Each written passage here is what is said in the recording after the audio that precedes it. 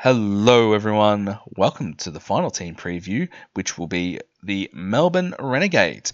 Get on red. Also, get onto my Open League, 852371, and also get on the Podmasters versus Public, where you can take on myself and other content creators, and you can win a Supercoach Championship ring. The code for that is 637845. All right, let's have a look at the Melbourne Renegades schedule. Okay, so looking at the Melbourne Renegades schedule, just in case you haven't noticed, I've been doing these videos in order of their double games. So, the Melbourne Renegades, they don't have a bye, but they don't have a double game round until round 8, so towards the end of the season. Right, but, are there any players that you could start with? Well, any cheapies? Any, all-rounders? Well, let's have a look. And also, like the Adelaide Strikers, there's going to be a recurring theme where it's going to be, watch form, watch, prices, watch break evens, etc., etc. So we're going to get into the keepers now.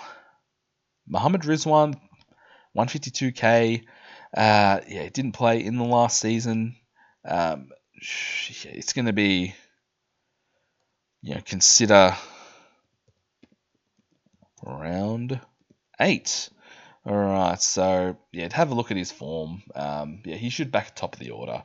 Should take the gloves, or actually, who does take the gloves? Anyway, if these guys are playing the same side, Rizwan or Seifert? All right, not quite sure. But Tim Seifert, Seifert, Seafood, 105.5k, average 40 from his 10 games. So he actually had a pretty good start to the season last year. I started him, cashed out on him when he reached his peak price, so I was very happy with that. And then sort of fell away towards the end of the year. He's one. He bats high in the order. Not sure if he keeps or not. Like I said before, but he's one just definitely to watch and consider round 8 also. Alright, on to the bat onlys. So, like all the other bat onlys, the position that I least like to select a player. Is there anyone here that we could start? Caleb Jewell at 90.2k, average of 34.2 from his 5 games last year. He's come across from the Hobart Hurricanes. He's bat only, by this stage of the season when we're looking for these guys, actually. We're probably going to have a lot of, we've had a lot of players make a bit of money, hopefully. Probably won't need any bat onlys unless you wanted to get one, because we do have the flex, or, if you wanted to loop. But, probably definitely won't be looking at bat onlys here. So for Caleb Jewell, it's probably going to be a pass. Josh Brown, 85.6k, 32.4 average from his 9 games last year. We know what he can do. He can go massive also. But I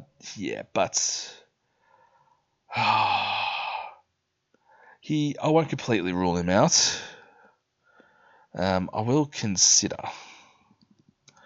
round 8. But just look at price, form, etc. If you've got a spot that's if you want to use as your flex, because we've got the 12 players we can pick on field, only 11 of them count. And if you wanted a batsman, that could go massive, you could go there. Also, same thing for Jake Fraser McGurk. 73.3k, didn't have a great season last year. Like, I think in the last or second last game, he's the only game he went massive, and that was, I think it was more score than the rest of his season combined. All right, so pretty much the definition of a guy that either scores nothing or goes big. But if you wanted to take that chance, like I said with Josh Brown, a guy that can go large on his day. He's one that you can take a risk on, take a punt on, consider round 8 when he has the double. Harry Dixon, 58.5k, 15 average last year. Does he start in the side? I'm not quite sure.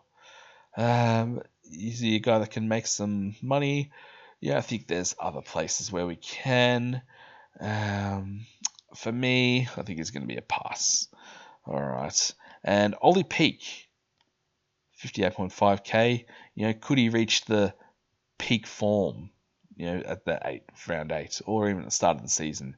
Averaged 19 from his one game last year, but I think he's also going to be a pass. All right, next. On to the bowler onlys. Now, this is very interesting. Jason Berendorf, he's come across from the Perth Scorchers. 179.8k, average of 68.2 from 11 games. Obviously he's come across from the Perth Scorchers, and I'm a massive fan of this guy. I actually even considered, starting him. I'm actually still considering it. Reason being, just with the movement that he gets, both off the pitch and, in the air. First 2 games, they're at GMHBA Stadium, and which from memory, I could be wrong, but I believe it's usually pretty bowler friendly. I don't remember too many high scores being scored there. So, for that reason, consider. But I probably wouldn't go there myself.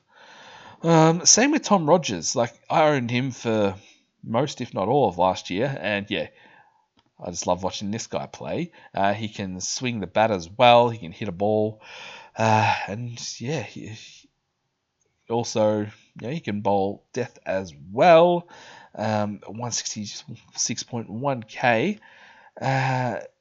He's one you can probably also consider at the start. But, we're going to be focusing on double games, and they don't have the double game until round 8. So the schedule just really hurts these guys. Fergus O'Neill, 121.6k, 46.1 average from his 8 games. Probably wouldn't start him, but actually I do think he's quite unlucky to not be part of the test squad with all the injuries that have been happening to the bowlers. But I'll consider him around 8 on the double for sure. Brendan Doggett, 110k. Well, he had a decent debut. He took a few wickets. Could argue that the English just threw away their wickets, but hey, he'll definitely take it. 110k, 41.7 average from 7 games. He was at the Adelaide Strikers, I believe. And I think he'll be in the test squad, but will he come back for the round 8? And how does he fit in with Fergus O'Neill, Tom Rogers, Jason Berendorf in the side? All right, I haven't looked at the dates, but if he's back by round 8, he's one that you could consider round 8. Adam Zampa, 105k. I believe he was like 85k last year, and he was a very popular pick, especially because Melbourne had the double game last year. Actually, I think they had what's it called? The Hurricanes. I think they had like round 1 and round 3 doubles. So it's a very popular pick. Averaged 39.8 from his 10 games. Definitely wouldn't start him, but one that you consider round 8. Oh, geez, I'm considering a lot of these guys for round 8. How am I going to fit them all in? We've got Gurinder Sandhu, 90.5, 49 average from his 2 games. Don't think he gets in. Like, if he gets into the side, you can consider him, but I don't think he does, so it'll be a pass. Callum Stowe, slow bowler, spinner, 77.5k, 42 average from 2 games. Don't think he gets into the side. So he's going to be a pass. Nathan Lyon. Could he finally play for the Melbourne Renegades? He's been on the list. Well, he was on the list at least last year. Didn't play a game. 58.5k. If you need a downgrade to upgrade one of the other players who we're going to talk about shortly, you could probably go there. But it just all depends on if he's available at round 8. So I'm going to say consider round 8 if available. Alright, next.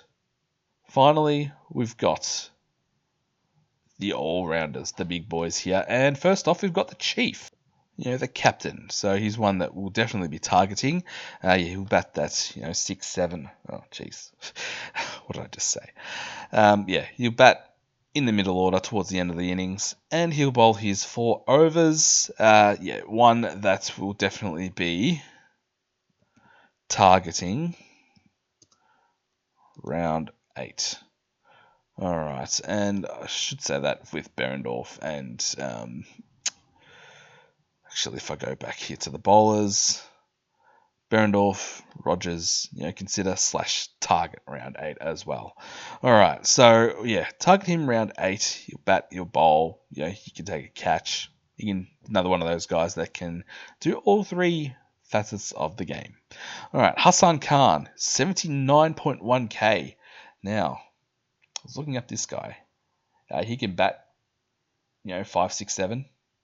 He bowl his overs. He's one that I'm actually considering.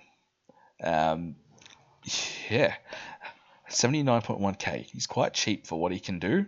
Only played the 1 game last year, average for a 30 score, and then I think he was unavailable after that. So, that's why he only averaged the 30. He's one that I don't think a lot of talking about. So I'm going to say consider / round 8. Sorry. Target round 8. So he could be like a pod, but just the schedule that hurts. Like for the same price, you can get an Aaron Hardy. It's just, I find with this season Supercoach, it's who can we fit into the side? Like no, well, money wise, but I find it's list spots to fill that we're struggling with because we can't have them all, unfortunately. Anyway, moving on. Will Salzman, 39.5k, didn't play last year. He's come across from the Sydney Thunder. Apparently he's injured and out for the BBL. So, he's injured his hammy. Must be a pretty bad one if he is ruled out this early from the season, the preseason even. But with the Renegades, they do have a very friendly looping schedule. Now, for the last, probably all the videos I've been mentioning, having a loophole player that can come onto your ground if you like one of your emergency scores. This is the guy I've been talking about, Will Salzman. Bat bowl, 39.5k. You can switch him around between your bat bowler, obviously, and very handy. Use him as a captain loophole as well. All right, so if you're looking for that, Will Salzman is your man. All right, so that brings to the end of my team previews.